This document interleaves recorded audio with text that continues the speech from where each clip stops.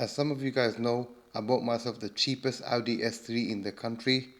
It retails at £9,000 and I only picked it up for £3,000. Surely there must be something wrong with it, right? Well, according to the health report that came from the auction I bought it from, apparently it had a number of issues. Did I get lucky? Was the risk worth it?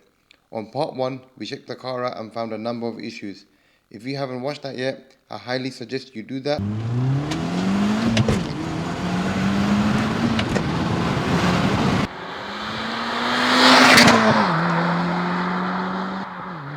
What's happening, people? It's your boy Nams. Today we're back on the Audi S3 and this is the part 2 of this video. If you remember the last one, we had a number of things to change and I'm going to go through them one by one. So let's get started. So if you remember the last video, this we found was broken. So we're going to replace this. We've got a set of spark plugs over there. Here's the new part. Got it from TPS. I think it was about £25. Got a cam follower for the fuel pump. That's it, the common issue, the part number's there.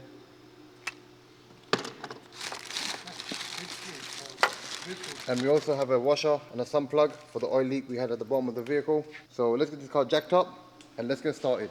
So the first thing we're going to do today is the spark plugs, which is pretty much on top of the engine bay. We're going to remove the engine cover and start removing the old plugs. Now the reason I'm doing the spark plugs is because the car was misfiring on cylinder 2 and 4, I think it was. So that's the first point of call we're going to do. It's not misfiring on idle, so there's no reason for me to believe that the car has got low compression. It's idling perfectly fine.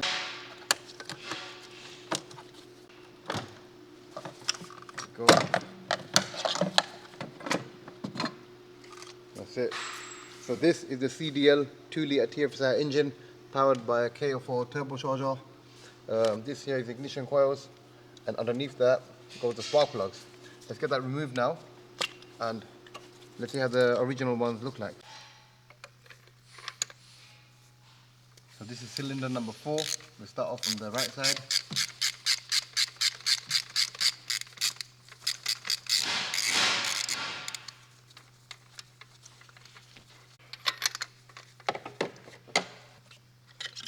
Let's have a look at the plug. Yeah, it don't look too good. It's even got a bit of oil there as well, I think. Not too much, there's nothing to worry about, and there's nothing at the tip. It's pretty dry at the tip, so looking good so far, but it does need to be changed, definitely.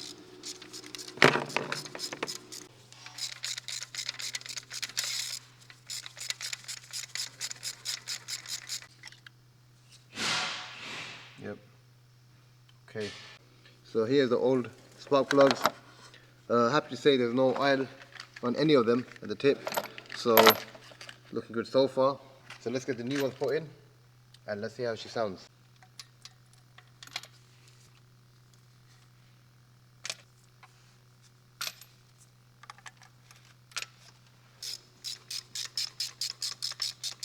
I'll be there in 10 minutes. In the meanwhile, if you could just have a look. So that's all 4 spark plugs done. Quick 10-minute job. Now we can move on to the next thing, which is going to be the cam follower. Now what this is basically a part that goes right there between the fuel pump and the camshaft. When I pull it out, I'll show you the reason we're changing this. Because some of these cars, in fact, let me open this box and I'll show you. Now this is what a brand new cam follower looks like. When I pull out the old one, I'll show you the difference.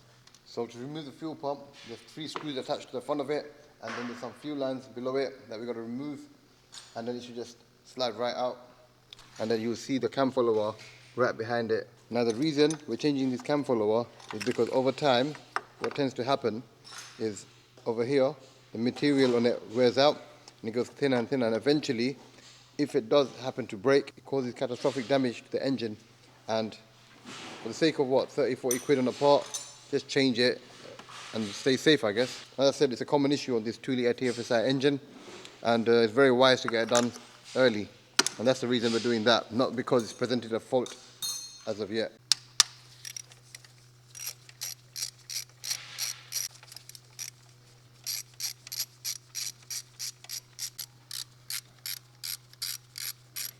So now that the bolts are out, it should pop right out. Let's do it.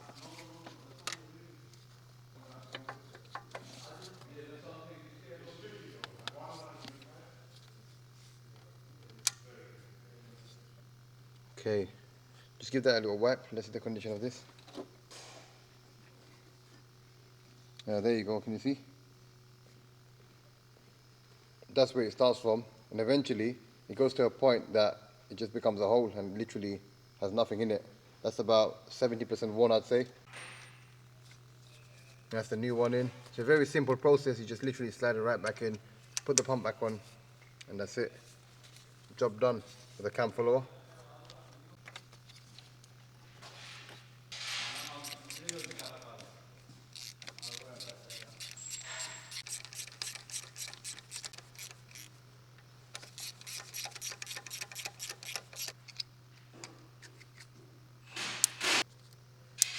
So that's the spark plug's now done, the cam follower is done. Let's move on to this thing. It's been flapping about the last 1-2 weeks, so let's get this changed for a brand new one. Connect up the top cover, and then we start up the engine, see how it's running. This is very straightforward and self-explanatory. Literally 2 screws on either side. This one's already ripped off, as you can see. That one's attached, we'll take that off, put the new one on, screw it in, and we should be good to box the top back up. Good progress today, that was quick. Next up, we also have the front brake pads to be changed. As you can see over here, it's very thin. And if you remember from part 1, the brake light was showing on the dashboard. That's the reason it's come up. It's obviously cut the sensor, which is here. So we're going to be replacing the front brake pads and the sensor to get rid of the light on the dashboard, telling us to change the brake pads. We've got the broken piece from the old one still stuck on here. Going to remove that. This here is the air mass sensor, and I also remember we had a fault code for this in the part 1 too. So for now I'm going to ignore it. I'm going to clear the fault codes, go for a test drive once all of this is done. Because remember, this thing hanging off could have set off the fault code for the air mass sensor. So let's see what happens now once we fit this new part on.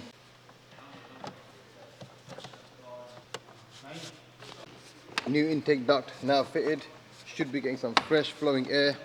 This is the way it goes, straight through there, up there, through the pathway, into the MS sensor, straight into the turbo and to the engine.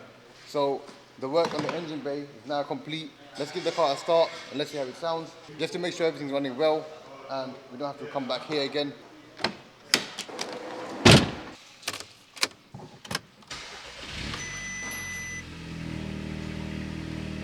So I've just started the car up. We've still got the brake pad sensor warning on the dash, which we're going to sort out next. Let's move straight onto the brake pads and sensor at the front, and then we'll move on to the oil leak underneath the car. Also, if you remember on part 1, when I checked the oil level, it was slightly low, and I've been told from the auction site that this car is smoking as well. Now, when I drove the car, it wasn't really smoking as such, but just to rule the turbo being faulty, and of course the piston rings, or the stem seals, I am going to remove one of the intercooler hoses once the car is lifted, just to check for excessive oil in the intercooler or the turbo system. So if there is excessive oil, that will show signs of a failed turbo. Even though the car is boosting fine, it's not to say the turbo seals have failed. So let's jump out, let's crack on.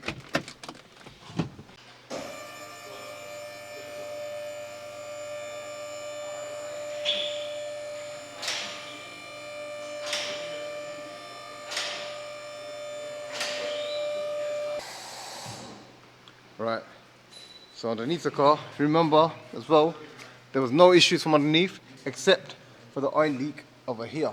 As you can see, it's still kind of leaking a little bit. Now to do this, this is basically the sump plug where all the engine oil is held.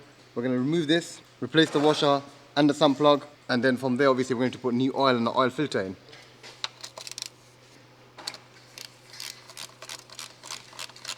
Okay. Any metal cuttings in there?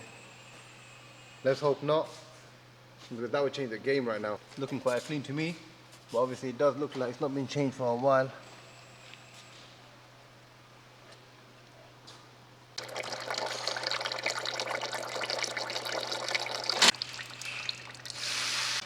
So having a look at the oil condition, it looks pretty good in there. Luckily, no metal cuttings or filings or anything funny like that. So we're just going to put some new oil into it, change the oil filter, put the new sump plug and washer back on, and it should be good to go. There you go. New sump plug and washer on. That should stop any sort of oil leaking. We've now cleaned the area up, as you can see. It looks nice and dry. There you go, job done. Time to change the oil filter and put some new oil into this. And then moving on to the brakes.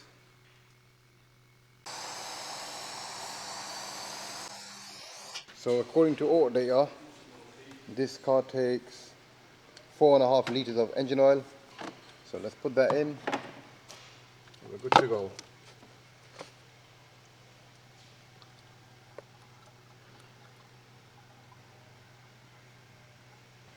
Nice bit of equipment here. The bowl of water. Let's put the dipstick. Have a look. Make sure it's on maximum, not on minimum. Very, very crucial to have the engine oil level in the right place. That'd be alright. Just about maximum. There you go, done. Next, onto the brakes.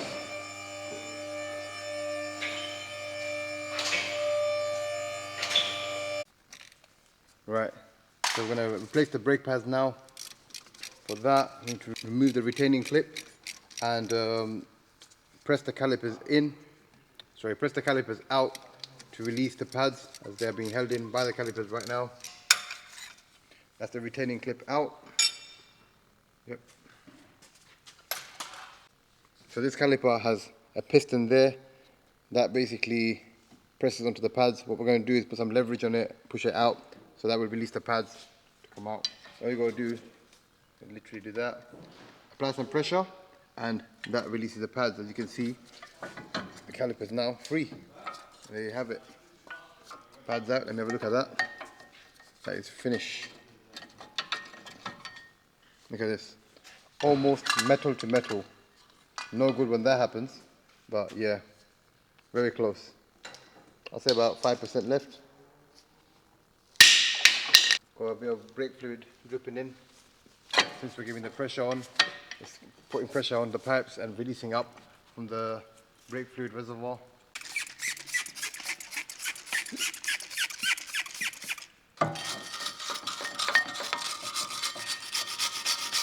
Got a fresh set of Brembo pads to go on. Let's take these out and put them in. Only right to go for something like Brembo. On a car like this, you don't really want to put Padgett or iCar or any of them budget brands.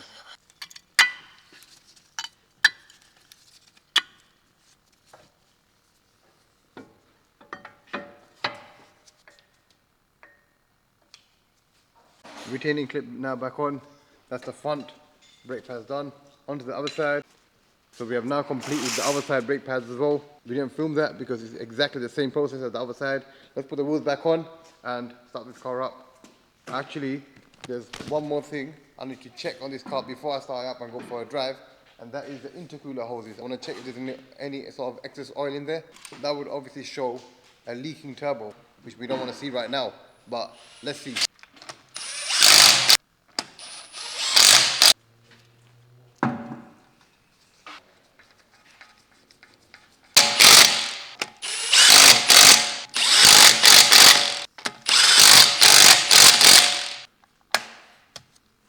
Done.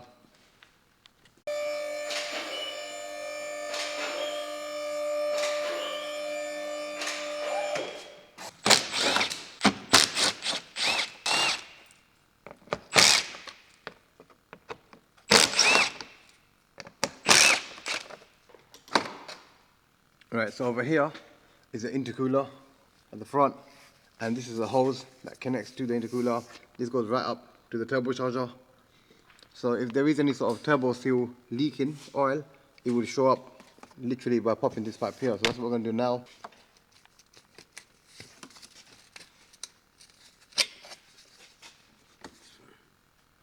Alright. Let's grab a light and we'll have a look inside. As you can see, it's completely dry. Wait. That's normal. You've got a bit of oil in there, but that's normal. It's not like dripping or there's no pool of oil in there. So I'm happy to see that. So yeah, that confirms the turbo is good. We've got no issues from the turbo there. What we're going to do now is box the car back up, hit the road for a test drive, and clear the fault codes as well. As you remember from part 1, there's quite a few fault codes on the car. Let's clear these codes up and let's go for a test drive and let's see how it goes.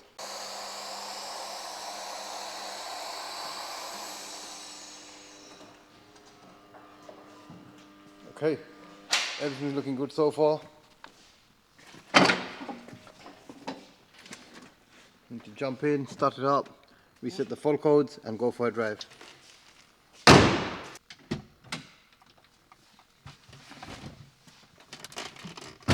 So now that everything is done, I'm going to start up the car.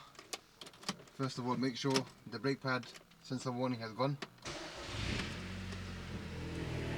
Yep, clean dash, no lights whatsoever. So anyway, moving on to the most important thing, let's plug the machine in and see if there's any fault codes left. Once I clear it, I'm going to go for a drive and then, yeah, that should be the end of this video for today.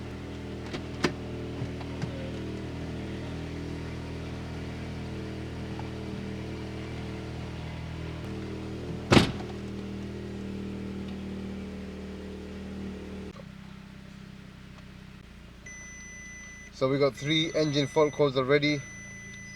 That's obviously from before because we just started the car now, we haven't even driven it yet. So we got fuel level 2 low, which was there before, cylinder 2 misfire, and again random multiple misfire as well. Let's clear these and go for a drive and see what comes back. Hopefully nothing. If for any reason a misfire does come back, I'll point down to the ignition coils or possible injector problem, but let's see. So that's all clear now. As you can see, the engine is now green. Let's go for a drive. You know what? I absolutely love the sound of this thing.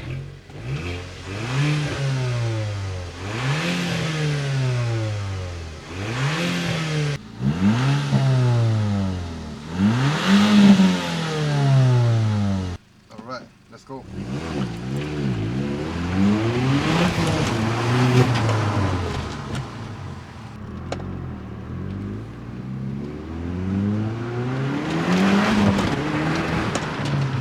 Definitely feels fast already.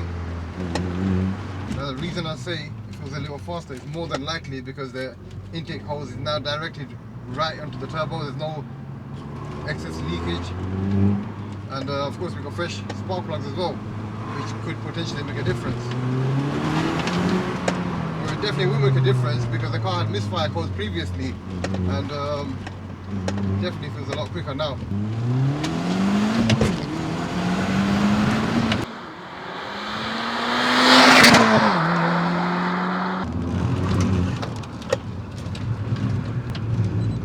Four-wheel drive in action.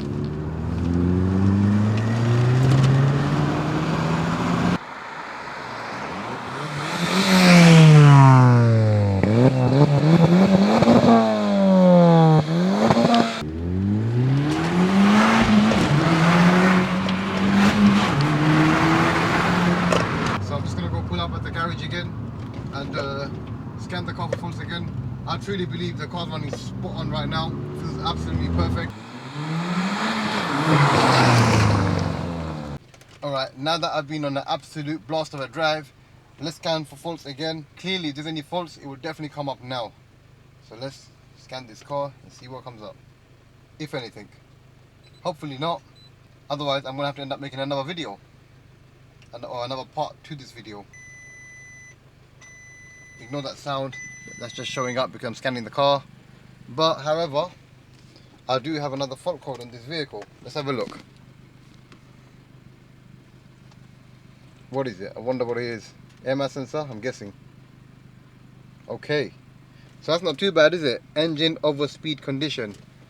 That'd be me revving the car all the way up to that red line. About this fault, there's nothing to worry about. All I have to do is clear it. It's not even going to show an engine management light. It's just to let you know that the engine has had an overspeed condition. It's not a problem. Cars like the Audi S3 are made to do things like that. Ain't nothing to worry about. I also need a PIN number for the system, for the radio and sat nav and whatnot. This car is very well spec'd actually. It's got the Bose speakers, two-tone interior, heated seats, dual zone climate control. For a car that's made in 2010, it's very well spec'd, I must say. Auto headlights, xenons as well, of course. Nice, nice. That's good news. Good news. The car is basically finally sorted out. It's running very, very nice. Now you guys are probably thinking, what's next? You bought the car for cheap, it's retails at £9,000, you bought it for £3,000, what's next? Well, the whole reason I buy these cars is of course for YouTube and of course to make a profit by selling it.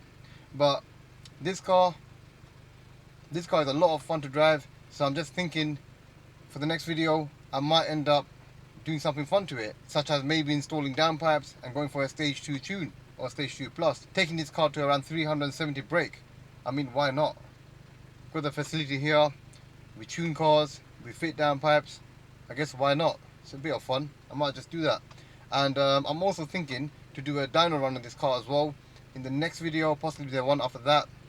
And definitely looking forward to doing something interesting. Once I tune this car, I might take it to a track day, especially now it's June, it's in summer, it kind of makes sense to push this car on track. For those of you who have watched my previous videos would know that I own a stage 4 GTR running around 680 bhp, and I've been on track day with that once, but after doing all the downpipes and exhaust madness, it's way too loud for sound restriction, so this car would pass restriction. So yeah, I might be heading to Brands Hatch in a few weeks, and I'll be filming that as part of a series for these videos. So guys, look out for that. As far as this video goes, this is the end of part 2. Thank you very much for tuning in. This is Nams from Boost Performance. If you're new, subscribe to my channel, leave me a comment below, like this video, follow me on Instagram, Nams_Boost, and I guess I'll see you guys next time. Peace.